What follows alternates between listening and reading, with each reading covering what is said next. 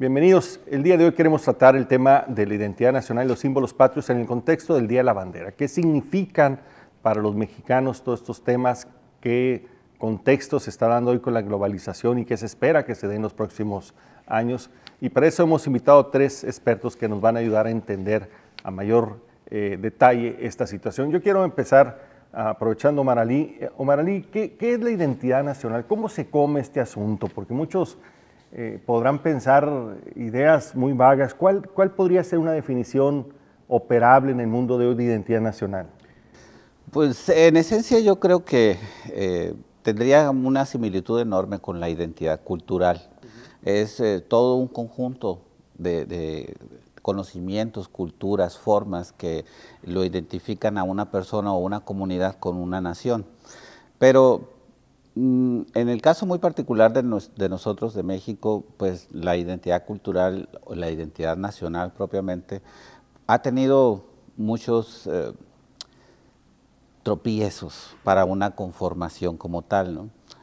Primeramente por cuestiones históricas, el principio de que nosotros provenimos en esencia de una comunidad europea religiosa, y por un lado, y una combinación de un mestizaje que se da aquí en México muy particular, que hace que de una u otra forma esa identidad se desparrame dentro de toda nuestra nación, ¿no? Esos conocimientos, esas tradiciones, esas formas históricas para el país tienden a fundirse de una u otra forma en problemas técnicos para la misma definición de la identidad nacional. Entonces, para algunos podríamos decir que la identidad es simple y sencillamente las formas de lo que nosotros comemos, las formas como nosotros nos comportamos, las formas como nosotros pensamos, pero al final de cuentas necesitamos llegar a un punto claro acerca de esto, ¿no? Que desde mi punto de vista sería el amor hacia la patria. Eso es mi perspectiva, ¿no? Por supuesto. ¿Cómo podemos definirla como tal, es decir, como una identidad nacional? En lo personal me cuesta mucho trabajo decir que es un constructo, como lo dicen algunos especialistas, de que no se sabe exactamente qué es, pero pues hay que buscarle, ¿no? Nosotros como académicos podemos tomar muchas decisiones acerca de la identidad, pero nunca vamos a llegar a un acuerdo, ¿no? Y creo que lo vamos a notar entre nosotros tres, ¿no? Tenemos la visión académica, sociológica, la visión cultural, la visión un poquito más educativa, y entre los tres vamos a tratar de decidirlo, ¿no? Es mi perspectiva, creo. Aquiles, ¿qué piensas tú que podría definirse como identidad nacional? Mira, te lo digo en pocas palabras, la identidad siempre es lo que somos a través de los símbolos que más utilizamos y de la relación de los diferentes segmentos de la sociedad con esos símbolos, ¿sí? O sea, no hay identidad que no se manifieste a través de símbolos. De símbolos. De hecho, el ser humano no existe sin sus símbolos que lo representan y que le permiten comunicarse. Entonces, cuando hablamos de identidad, hablamos evidentemente del simbolismo y de la existencia de esos símbolos a través del tiempo. Yo creo que la identidad nacional es una identidad donde encontramos, por un lado, una simbología oficial y por otro lado, una gran cantidad de formas de relacionarse con esa simbología, siguiendo perfectamente la ley. Aquí en México somos muy cuidadosos de no traer la bandera para arriba y para abajo, ¿verdad? Solamente tenemos algunas pocas formas de hacerlo. Tenemos nuestro himno, tenemos una serie de símbolos que ahí están y que además, por efecto de los 100 años en que no hubo relación con la iglesia, pues la iglesia se metió a la iglesia, o los cultos se metieron a la iglesia y los símbolos patrios tomaron el lugar de la plaza. Y han sido venerados y han sido acatados de una manera muy firme, pero en el preciso instante que te sales del mundo de la escuela, del mundo oficial del Estado, la relación comienza a variar de una manera muy significativa, hasta el grado que si tú llegas a ver qué es lo que sucede con nuestros símbolos en las comunidades de Chicago o en las comunidades agrícolas del estado de Washington, por ejemplo, o aquí en Arizona, pues ves que ahí sí ya es un uso mucho más liberal de los símbolos, pero se conservan. Y que además sí se mezclan de una manera mucho más clara con el otro factor fundamental de la identidad nacional, que tiende a ser religiosa. Entonces ahí sí vemos revoltijos de bandera con virgencita. Aquí todavía los vemos bastante separados, aunque en estos días que estamos haciendo el programa se van a mezclar bastante por efecto de la visita del Papa, pero creo que la identidad nacional tuvo muy poca competencia por esa separación con la Iglesia. Y ahora, pues ya por la diversidad cultural de los mexicanos, tanto en México como en el extranjero, pues vamos a ver una evolución de esa identidad fenomenal en los siguientes años. ¿Quién la dicta? ¿Quién la define? Digamos, ¿la autoridad o es una especie de varias identidades dependiendo de los grupos? Es como la tierra, Marco. La identidad es de quien la trabaja. Ahora sí que depende de cómo sea la interacción y la acción de los diferentes grupos sociales y sobre todo de la forma en que se constituya no solamente el Estado, sino la participación social. Franco, uno de los elementos más importantes de la identidad nacional es el tema cultural, que nos diferencia a nivel internacional de otras culturas. ¿Cómo ves tú el tema de la identidad cultural nacional? Bien, habría que hablar primero del concepto de nación, que es la idea de dónde se nace, ¿verdad? Como bien lo apuntaba mi compañero Omar, procedemos de un mestizaje en este caso español y indígena, que produce una raza sine qua non, sin igual, en toda América Latina, con una orografía, como lo sabes, totalmente diversa, que ese concepto de identidad ha sido largamente buscado por los mexicanos. Quiero recordarles que cuando llegan los conquistadores y niegan a los dioses mexicas y a los dioses de todas las etnias que estaban en ese momento en aquel México, cuando les dicen, vamos a tapar tus templos y este va a ser el dios que vas a venerar. Y los indígenas decían, permíteme, estoy en Nepantla, estoy entre dos aguas, déjame que entienda qué pasa. Bueno, han pasado 500 años y siento que México sigue en Nepantla, sigue encontrando esa identidad perdida, esa identidad que no alcanzamos a entender plenamente.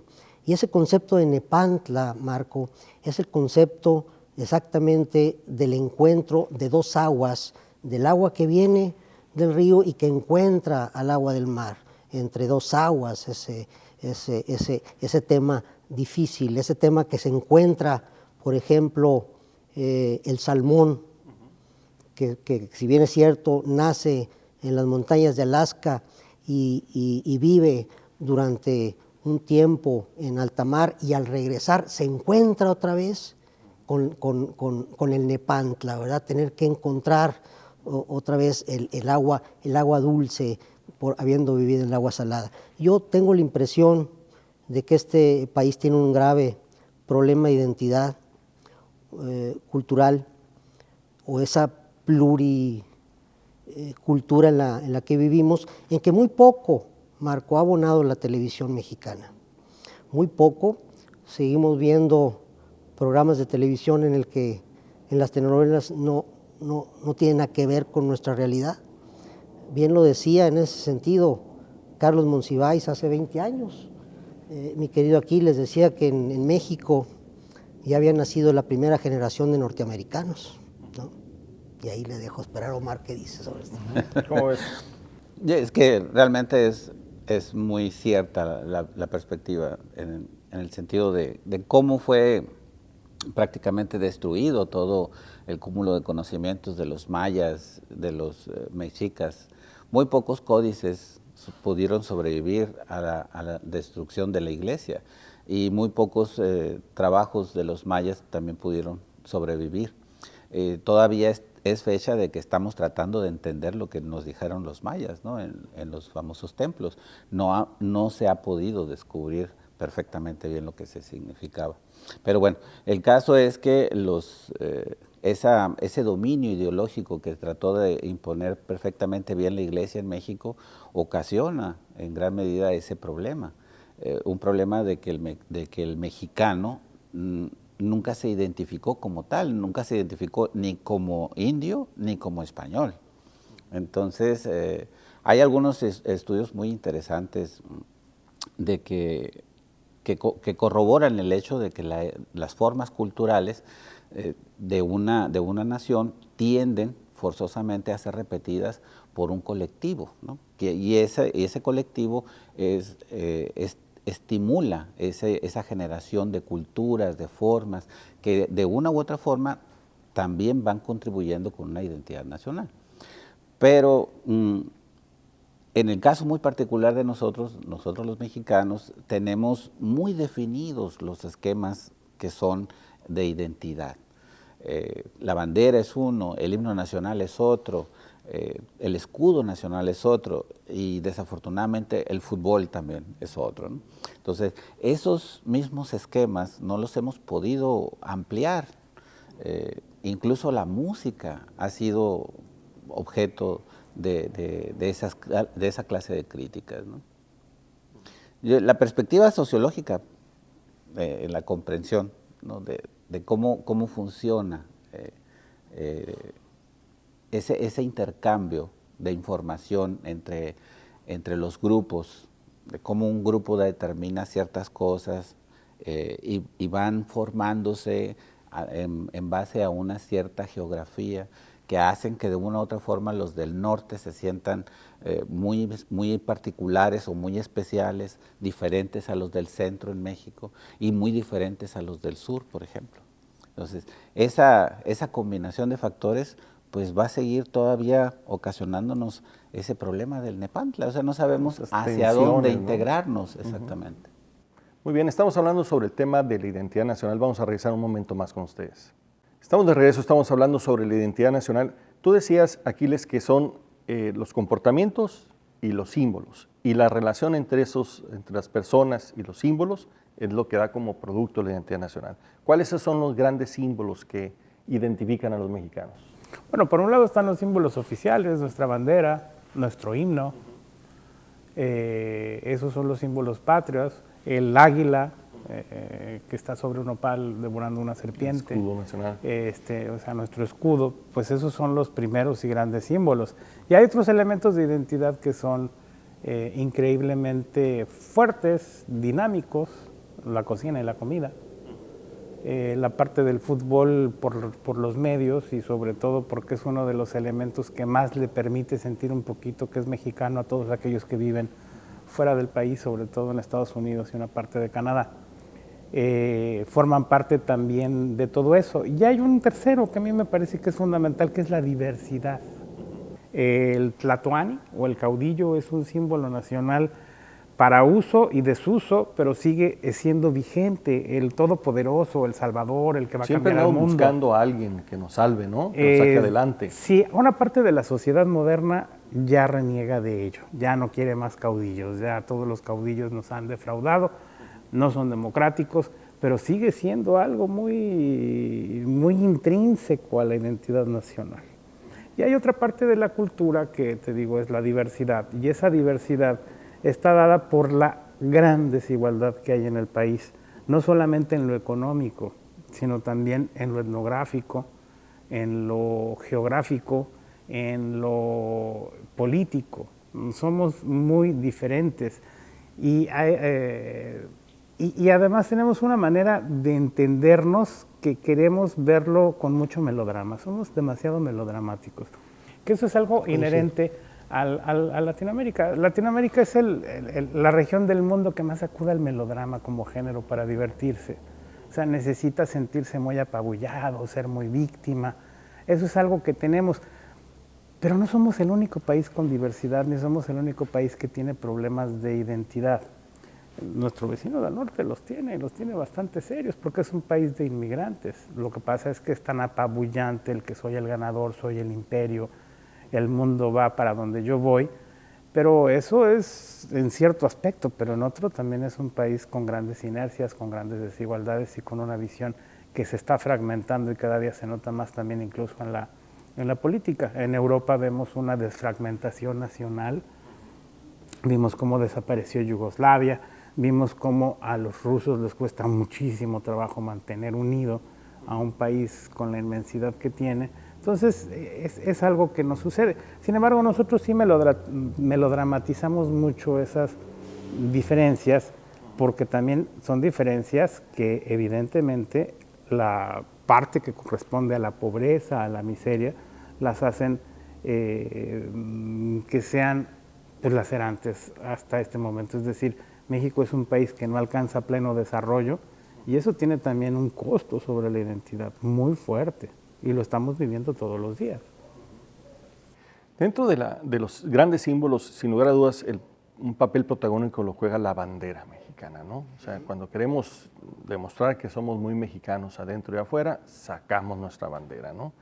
¿Qué peso tiene la bandera? Es uno de para los símbolos, mexicanos? por supuesto, de unificación, no solamente mexicano, sino en todos los países, ¿no? Pero yo me quiero remitir a aquella revista mítica del 50, 60 y 70, que fue la revista Siempre, donde para tú escribir en Siempre, y te hablo de los grandes periodistas intelectuales de la segunda mitad del siglo XX, el jefe Pagés te decía que para escribir en Siempre tenías que respetar tres cosas. Primero, no hablar del presidente. Segundo, no tocar ni con un pétalo a la Virgen de Guadalupe. Y tercero, no hablar nada del ejército mexicano. En ese sentido, el Estado mexicano, incluyendo revistas tan importantes como estas, han acorazado a los símbolos nacionales y los han hecho tan propios que en cierta medida también te alejan a ellos. Y miren, habrá que recurrir a la historia con un lente muy gran angular como el que utiliza el Chivo Lubeski en el Revenant, mi querido Marco, que es un lente de 21 milímetros que te provoca mucha profundidad y en el que todo el mundo cabe. Y en ese sentido habrá que recordar que en el momento que se ha tocado esos símbolos, pues ha acabado el cara de foca Pérez Prado en la cárcel. Acuérdate que hace un mambo del himno nacional, y cuando en la plaza pública, nuestra plaza mayor, los estudiantes izan una bandera de huelga, pues también automáticamente el Estado se va en contra de ellos. Históricamente así ha sido. Hace un momento paramos esta grabación porque escuchamos un avión cruzar por nuestro estudio, un avión que probablemente será el avión presidencial, José María Morelos y Pavón, que también están aludiendo a símbolos, ¿no? Símbolos independentistas y más. Y si acudimos a este evento hoy presidencial en México, están también tratando de acorazar al Ejército Nacional, en este caso a la Fuerza Aérea Mexicana. Uh-huh. Pero aquí en México tenemos una práctica diferente a otros países. Aquí a los símbolos no se les puede tocar ni con el pétalo de una rosa, ¿no? Pues son los principios de la ley, ¿no? O sea, hay una ley que dice claramente que no, cuáles son las cosas que debes y no debes hacer con los símbolos nacionales. Pero en el ánimo, por ejemplo, de impulsar esquemas patrióticos en otros países, se utilizan de forma libre, ¿no? En el caso de nosotros, en México, no puede ser así. Tiene que ser demasiado preciso, muy acuciosos esos principios, y se deben de seguir al pie de la letra. O sea, hay ciertas, son formalidades, ¿no? El protocolo no puede romperse en ese caso, ¿no? Y ya en las escuelas ese es el mismo caso, ¿no? Es una circunstancia muy similar. El lunes cívico, los principios del civismo, cosas que según esto se deben de enseñar desde niños, que desafortunadamente se han olvidado, ¿no? Se han olvidado y no hemos podido, al menos ya de grandes, esos jovencitos que recibieron esos principios, pues no los replican, no los reproducen y algunos ni siquiera identidad manejan, ¿no?, con respecto a los símbolos. Hay muchas personas que no se saben el himno nacional. Claro, Claro. claro. Entonces, decía, y muy bien decía Aquiles en ese principio en la forma en cómo se puede manejar en otras partes, ¿no?, los símbolos.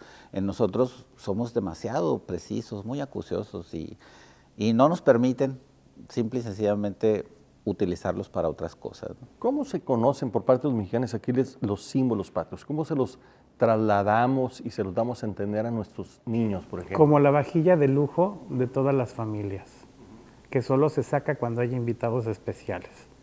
Y cuando no hay invitados especiales está muy bien lavada, muy bien guardado, quizás en una vitrina con vidrios muy transparentes y bonitos. Y ahí está, la podemos ver y llega el 15 de septiembre que hay invitados especiales y se saca, y llega el Día de la Bandera y se saca. Y el 5 de mayo para todos los que están haciendo servicio militar, pues van y le juran a la bandera y lo hacemos de esa manera. Y cuando no hay días especiales, lo que hacemos es sustituir, porque para eso somos buenísimos los mexicanos. Como no podemos usar el lienzo bandera como ropa o no lo podemos hacer, pues adoptamos el uniforme en uso de la selección mexicana de fútbol. Y cada que ocurre algo que nos convoca como mexicanos, pues nos ponemos el uniforme de la selección. Se vale que nos pintemos de verde, blanco y rojo aquí las mejillas, se valen algunas cosas, pero nunca la utilización tal cual de alguno de esos símbolos en situaciones, llamémosle triviales, porque no pueden ser profanas, porque no estamos hablando de religión, pero se le parece bastante. Entonces, el símbolo es de alguna manera equivalente o sinónimo a la ceremonia oficial, a la gala. Para el diario, pues usa la selección, para el diario, pues usa otras cosas que te permitan referirte a ello. Y por eso mismo a veces es tan difícil entender esa relación que tenemos y es tan fácil ver cosas como las que ahorita señala Omar Ali, de que a los cantantes, por más famosos que sean, se les olvida alguna estrofa del himno nacional cuando están cantándolo, que hay detalles de ese tipo. Pero lo cierto es que los mexicanos cantan mucho más el himno en situaciones como los deportes que en situaciones de la vida cotidiana, porque de alguna manera eso pudiera ser viable. Entonces, la aportación de los símbolos patrios sí es muy limitada, es casi de uso exclusivo del Estado, llega a niveles muy populares en las escuelas, pero también creo que en las escuelas se está perdiendo mucho una idea de cuál debe de ser el papel o la relación que tengamos con esos símbolos, porque es así como que tan ceremoniosa, que yo siento que mucha gente no cree en el valor de esas ceremonias, aun cuando se siente absoluta y completamente mexicano y le es leal a la patria. Pero esa conexión entre lo que hacemos todos los días y la lealtad a la patria como que se ha ido desgastando con el tiempo. A muchas personas si les preguntamos, ¿cómo le eres leal a la patria? No te vas a saber contestar. O sea, ¿qué acciones específicas hago yo todos los días que me puedan definir como un mexicano leal a la patria? Se lo preguntas a alguien que ya ni el español habla bien, que es hijo de mexicanos, que nació en Missouri o que nació en Washington, y pues todavía más problemático. Así es. Y su forma de ser mexicanos tiene mucho más que ver con la comida, tiene mucho más que ver con la religión y con algunas otras costumbres que con una lectura de la historia nacional o una integración más funcional a lo que es mexicano. Muy bien. Por eso yo creo que los principios de la identidad, o sea, se manejan por niveles, ¿no? O sea, se tiene una identidad nacional cuando se tiene una cierta edad, todos los lunes en las escuelas, ¿no? Después, cuando avanzas, cuando ya tienes unos 15, de los 15 a los 20, los 25, podrás tener identidad nacional cuando hay partidos de fútbol, ¿no? Y así sucesivamente. Que ya cuando llegas grande, nada más te queda el recuerdo de la identidad nacional, ¿no? Muy bien, estamos hablando sobre el tema de identidad nacional. Vamos a regresar un momento más con ustedes. Estamos hablando sobre el tema de la identidad nacional. Franco, ¿y esta identidad nacional cómo se ejerce? ¿Cómo se le cumple a la identidad nacional? O sea, diciendo que somos muy mexicanos, diciendo que adoramos la bandera, los símbolos patrios, ¿cómo? No sé contestarte.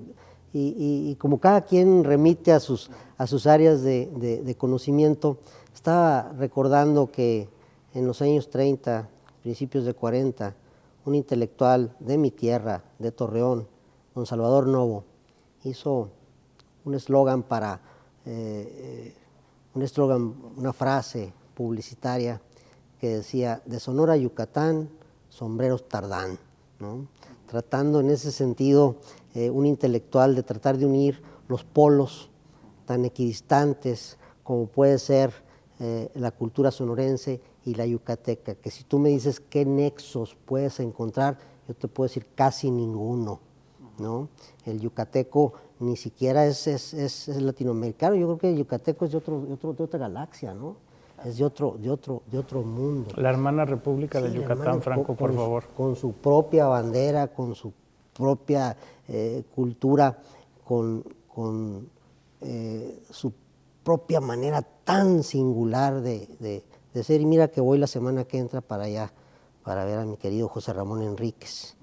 En ese sentido, esos extremos, Marco, me llaman tanto la atención, incluso geográficos, fíjate, en sus concepciones regionalistas tan particulares, que tienen que ver, entre otras cosas, con la distancia del centro, ¿no? En este caso de nuestra capital, y que se dan esas circunstancias de regionalismo y de identidades muy propias, ¿no? Pero que se repiten en los países, porque si estamos hablando de España, también nos encontramos diferencias fuertes entre los vascos y los andaluces, con sus conceptos también equidistantes en cuanto a la polaridad.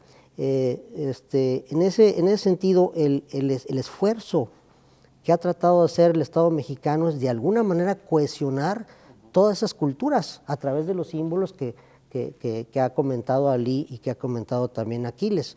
Yo no sé si con alguna suerte, lo que sí me preocupa y mucho, y estoy ante dos académicos, es que en algún momento se pierden dos clases torales en la educación de los mexicanos, que es el civismo y la ética, ¿sí? El civismo que nos permite vivir en civilidad, y la ética, como decía mi maestro Catón en la Ateneo Fuente, cuando iniciaba su clase de ética, decía: hay que hacer de la ética una estética, ¿no?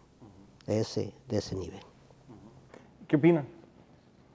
¿Se está perdiendo? ¿Estamos dejándonos llevar, ¿no? ¿Nos estamos vaciando de los temas de identidad, de los símbolos?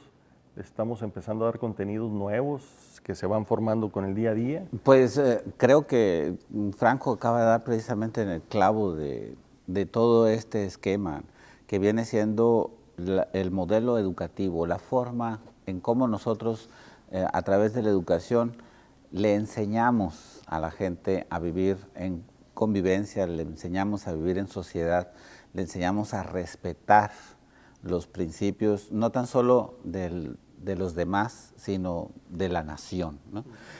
Porque al final de cuentas, la nación es todo ese cúmulo de historia, de mezclas, de formas, de regiones, que de una u otra forma tienen que integrarse. Pero nunca se ha dado, al menos que yo lo recuerde, estoy ante dos expertos en esa materia, una verdadera aceptación de lo que es una nación mexicana. Quizá los movimientos estudiantiles del 68 lo intentaron, los 67, 68, o bien lo que sucede después en los años 80, algunas corrientes ideológicas que intentaron despertar esos principios de la nación, pero todo fue destruido con el paso de los años. Cuando José Vasconcelos diseña el modelo educativo en México, tenía muy firme esos principios de la identidad nacional. Tenía muy claro hacia dónde tenía que irse ese modelo educativo. Pero con el paso de los años se va perdiendo. Y bien lo acaba de decir Franco. Civismo se olvida, la ética desaparece. Hemos perdido a través de la educación esa capacidad para reproducir y generar esa cultura hacia la identidad nacional. ¿Por qué lo hemos permitido? Bueno, desafortunadamente no tenemos rectoría, ¿no?, en esas decisiones, pero sin duda la forma más eficiente en cómo nosotros podemos hacer esa generación de conocimientos y de cultura hacia la identidad nacional es a través de la educación. En otros países, por ejemplo, en Estados Unidos, el juramento a la bandera es todos los días, ¿no? Nosotros, como les decía hace unos instantes, es cada lunes, ¿no? Los famosos lunes cívicos. La interpretación de tenemos que sacar la bandera, la sacamos nada más ese día y luego la volvemos a guardar, ya no lo volvemos a usar para nada, ni nos acordamos de la bandera. Pero sí nos acordamos de otras cosas. Nuestras identidades se están globalizando, desafortunadamente. Y esas identidades van tendientes a otras cosas que nos identifican como tales. Por ejemplo, ¿cómo nos identifican en otros países? Uno se sorprendería quizá de saber que en España la gente espera ver al mexicano sentado con un gran sombrero abajo de un árbol. Al menos vestido de mariachi. O al menos vestido de mariachi. Es decir, todavía existe ese modelo. La gente así piensa en España que puede ser el mexicano. Pero pues los que estamos aquí sabemos que no es así. Sí, pero eso es lo que nos identifica allá. Las formas globales de la globalización es lo que allá se ve. ¿Por qué se nos reconoce en Japón y en Rusia? Se nos reconoce como un país generador de buenas telenovelas. Es lo que llega. ¿Es en serio? O sea, somos excelentes productores de telenovelas y de hecho creo que la empresa más importante de generador de telenovelas en América Latina y en el mundo está aquí en México. Entonces, eso forma parte de esas visiones de los gustos que se van generando, ¿no?, hacia lo melodramático. Por eso en Latinoamérica a la gente le encanta el drama, ¿no? Y son formas que se van cultivando cada vez más y se van especializando, aunque no se crea, se van profundizando cada vez más en las nuevas generaciones. Pregúntale a un niño de las nuevas generaciones, ponle a un héroe nacional y ponle a un artista, te puedo asegurar que va a reconocer primero al artista, ¿no?, independientemente de que el héroe nacional haya dado su vida por tu patria, ¿no? No, es capaz que el héroe nacional te diga que es un jugador de fútbol, ¿no? Sí, de hecho, no te extraña en lo más mínimo, ¿no? Y si tú le enseñas a una persona, la Virgen de Guadalupe, te lo va a reconocer inmediatamente. Pero enséñale a un jugador de fútbol, te lo va a reconocer inmediatamente. Enséñale a un artista, a un científico mexicano, por favor, ¿no? Exacto. Un gran tema es que los medios de comunicación se están convirtiendo en los grandes transmisores, los que han tomado la escena de todos estos temas de identidad y de símbolos, ¿no? Y nos están empezando a cambiar, ¿no? Lo comercial está supliendo a los símbolos de fondo, ¿no? Sí, por supuesto, y es algo que ya tiene historia, no es algo que esté sucediendo ahorita. Es algo que ya tiene bastante historia. Pero da la impresión como que en México es más profundo, ¿no? Otros países también lo tienen, pero no se pierde tanto, ¿no? Mira, yo creo que aquí hay que ver la problemática en 3 niveles fundamentales, pero te voy a resumir hacia dónde voy por una sola imagen. Imagínate que el Chivo Lubevsky se hubiera formado en escuelas públicas y no en escuelas privadas. El día que esos se formen en las escuelas públicas, vamos a tener muy avanzada la solución al problema. Tenemos instituciones débiles para soportar una identidad muy compleja. Los medios te rebasan. El número de horas que un niño está frente a un videojuego o una consola o alguna de las opciones que ahora tiene en internet es mayor al tiempo o al número de horas que está en una escuela. El número de horas que está sedentario es muchísimo mayor al número de horas que está en modo deportivo. Esta es una parte. La otra es política. Tenemos una democracia que ha hecho al Estado chiquito en términos conceptuales. Hay mexicanos buenos y malos, y seguimos empeñados en utilizar la competencia política como una vitrina donde debe tener mucho más peso todas las cochinadas y porquerías que hacen los políticos que en darle su lugar al Estado.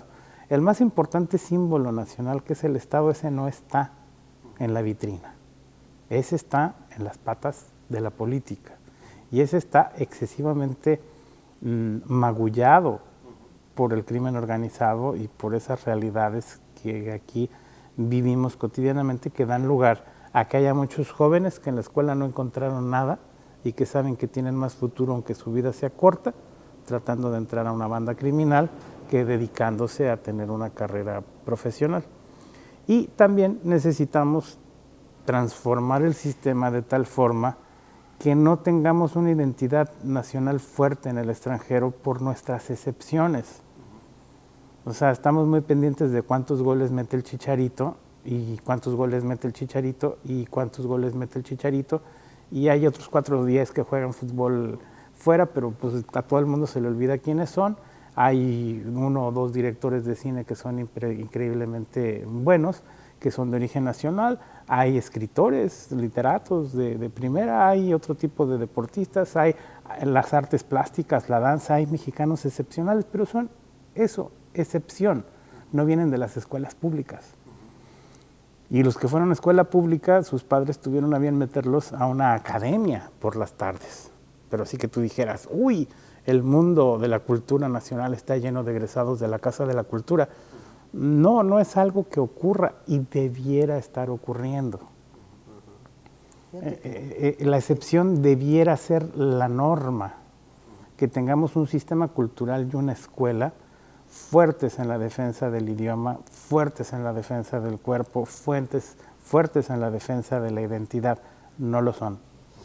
Fíjate que me llama mucho la atención ahorita lo que comentas, esa primera identidad nacional que se exporta a Sudamérica y a todos los países, se surge en la bien llamada época de oro del cine mexicano, donde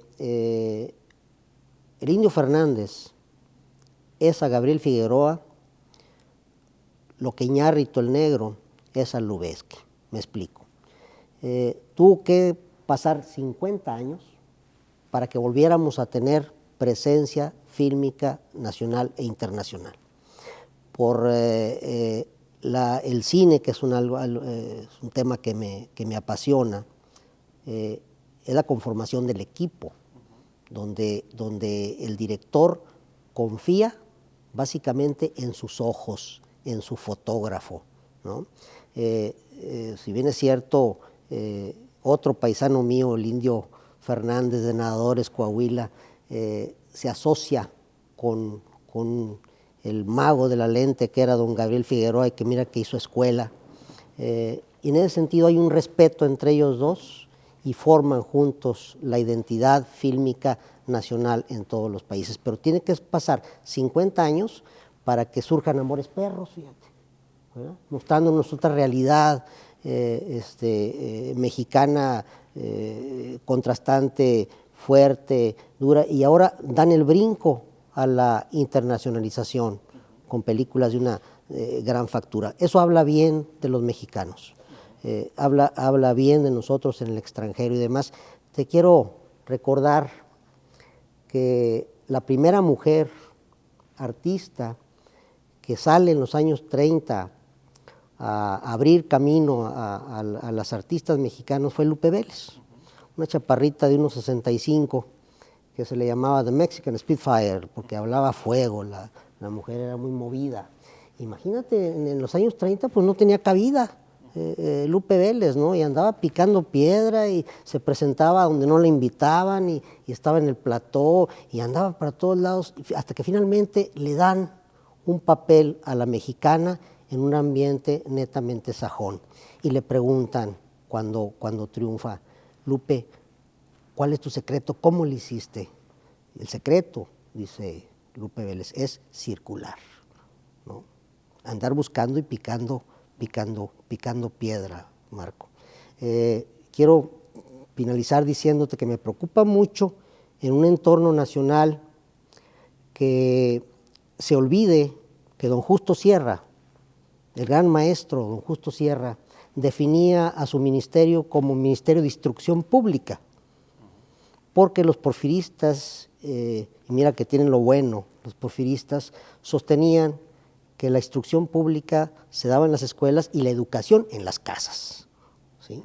De repente es muy preocupante para mí como padre y ahora como abuelo que todo lo que hace la Secretaría de Educación Pública en la mañana, en media hora te la destruye una televisión insulsa como las dos cadenas nacionales que tenemos. Abominable. Vamos a hablar un momento más de eso. Estamos hablando sobre el tema de la identidad nacional y los símbolos patrios. Regresamos un momento más con ustedes.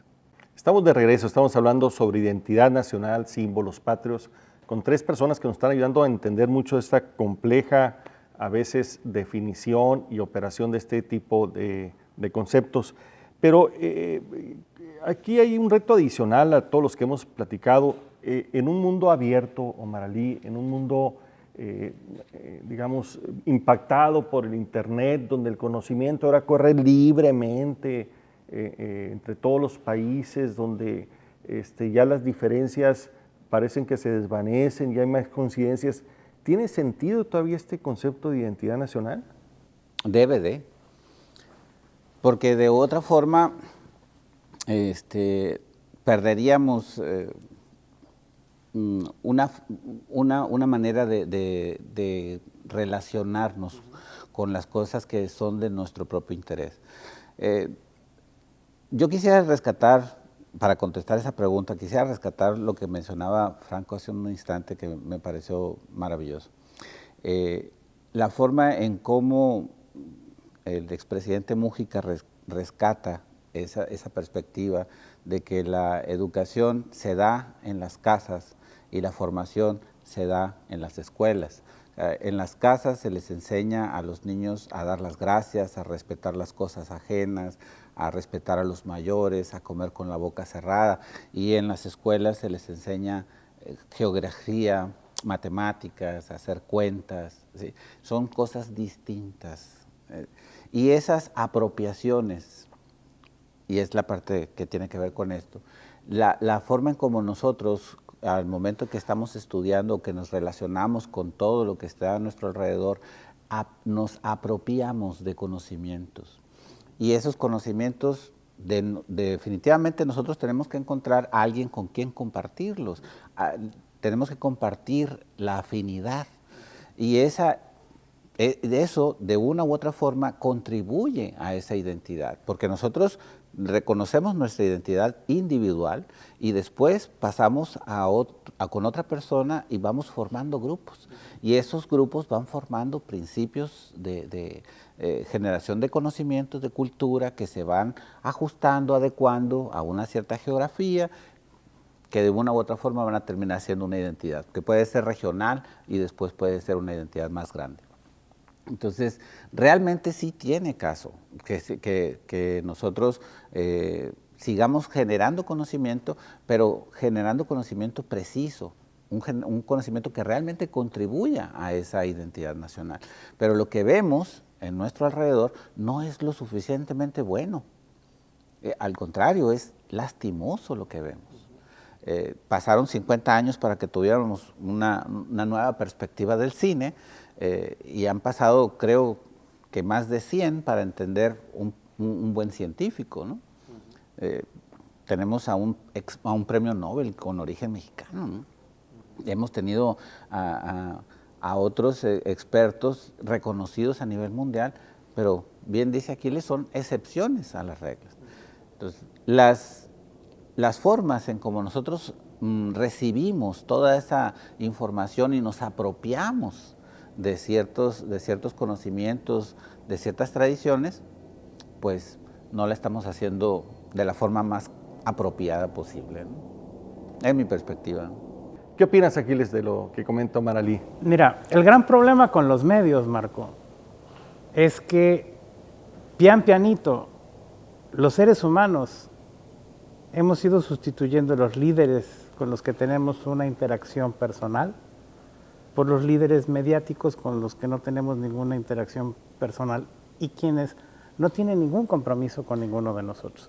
Podrán tener un compromiso con la ideología, con la cultura, con el ser mexicano, con la verdad, con la profesión, pero con cada uno de nosotros, con nombre y apellido, no lo tiene.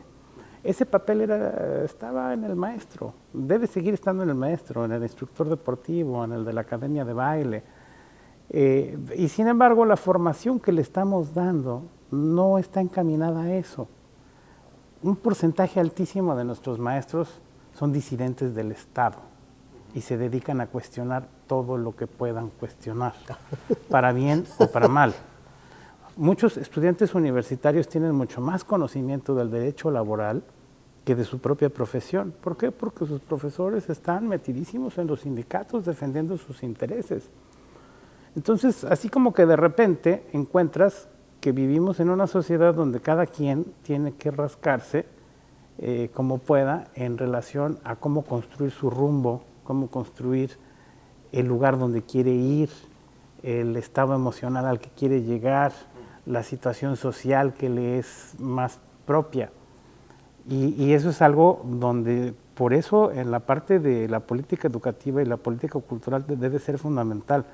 Los influencers del Internet, los líderes de opinión de los medios son muy poderosos. No todos son de carne y hueso en apariencia. Los niños tienen sus superhéroes que ya pueden interactuar con ellos a través de las consolas. Es decir, convivimos con ellos de una manera increíble y no nos ponen trabas, nos dejan hacer lo que querramos. Son mucho mejores que una mamá y un papá que no andan de regañones, ni nos andan diciendo para dónde es, ni nos están imponiendo una disciplina, ni nos están diciendo hacia dónde debemos llegar. Ahí es donde tenemos el verdadero déficit y donde estamos perdiendo la gran batalla con los medios, que es una batalla donde el medio te propone un mundo perfecto, que tú prendes y apagas cuando quieres, que no le debes ninguna lealtad, y por eso le damos más lealtad, y donde tenemos que entregar lealtad, disciplina, tesón, corazón, y seguir el rumbo que nos están marcando, hay mucha debilidad. Ahí es donde está uno de los grandes problemas en este país y en buena parte del mundo. Pero no se apropia conocimiento entonces, ¿no? No. Yo celebro realmente que haya, y no es piña, que haya programas como Foro 4 que te da la oportunidad de expresar las cosas que no escuchas en otras partes, pienso. Marco, gracias por eso. Al contrario, ustedes. Quiero comentarte, estamos entre comunicadores y otra vez remito a la historia, que es algo que me apasiona. Hace 40 años, un canadiense, bien nombrado el padre de la comunicación, hablaba por primera vez de algo que no entendí, cuando menos yo, que era esa aldea global. Lo estaba hablando hace 40 años, ¿no? Y es lo que estamos viviendo actualmente, ¿no? Esa aldea que nos permite estar en contacto con todo el mundo. Yo no sé si comunicados o no, pero es una realidad irrefrenable. Pero quiero remitirme a la batalla de Waterloo, cuando el gran general Napoleón pierde la batalla después de 3 fragorosos días cruentos. Y cuando se retira el ejército francés, derrotado por los surcos de los campos de Bélgica, un campesino va y les dice a los soldados: oiga, ¿qué pasó? ¿Verdad? Ni los mismos belgas sabían que había sido derrotado el ejército más grande de la Europa y quizá del mundo. Y ahora, Marco, hemos visto desde hace 20 años guerras en vivo, ¿no? Sin embargo, estamos con esa profusión de mensajes. Esta sociedad, Marco, está condenada al Alzheimer, ¿sí? A tener una memoria corta y olvidar todos nuestros orígenes. Lo estamos viviendo ahorita, y lo veía también en el 67, mi querido Aquiles, el premio Nobel Gabriel García Márquez, cuando en la página 52, precisamente, empieza a hablar que Macondo, después de una vigilia de muchos días de sueño, empieza a perder la memoria y empiezan a etiquetar Ventana, Burro, sí, visionarios son los intelectuales que nos hacen ver a distancia lo que va a suceder en el presente y en el futuro. Es un tema, yo creo que muy amplio y complicado de enfrentar, más en unos tiempos tan movedizos como los que tenemos, donde hay tantas influencias y tantos intereses. Pero yo creo que es un reto para los mexicanos encontrar qué nos une, qué nos hace fuertes, qué nos hace diferentes y qué nos permite aportar en este intercambio necesario con otros países, con otros ciudadanos de otras naciones, ¿no? Creo que México tiene mucho que ofrecer, pero tenemos que empezar a entender que nosotros tenemos que ejercer ese asunto de la identidad nacional más en serio, más profundamente, ¿no? Y yo creo que es el gran reto que tenemos respecto a nuestros hijos, a las nuevas generaciones, venderles bien el orgullo de ser mexicano. ¿Me permites decir algo que no me quiero quedar con Sí, por ello? favor. Hablábamos de Yucatán y de Sonora, y yo les pregunto, ¿realmente sabemos cómo son los yucatecos? ¿O yucateco es cahuich? ¿O los norteños es el piporro? ¿Sí? Nomás no existen, no sabemos. Ese centralismo que hemos tenido, es decir, yo quisiera que hubiera en cierto momento, y espero no morirme sin verlo, en que haya una comunicación multilateral, que los sonorenses nos comuniquemos con los yucatecos y los yucatecos con los coras de Nayarit, y que haya una comunicación en ambos sentidos, porque hombre, ese centralismo que tiene incluso en los medios de comunicación el centro del país es verdaderamente criminal, ¿no? Nos están Es una imponiendo. comunicación estrella, ¿no? Hombre, De todo por se va a hacer al favor. principio, ¿no? Muy bien, estamos terminando el programa. Quiero darles las gracias, Aquiles, muchas gracias por acompañarnos. A ti por la invitación. Encantado de tener por aquí a Franco. Muchas Becerra, gracias, mi querido Marco. Omar Ali. No, al encantados. contrario, muchas Muy gracias bien. por la Yo soy Marco invitación. Paz, estamos hablando el día de hoy sobre identidad nacional y símbolos patrios. Esperamos para la próxima.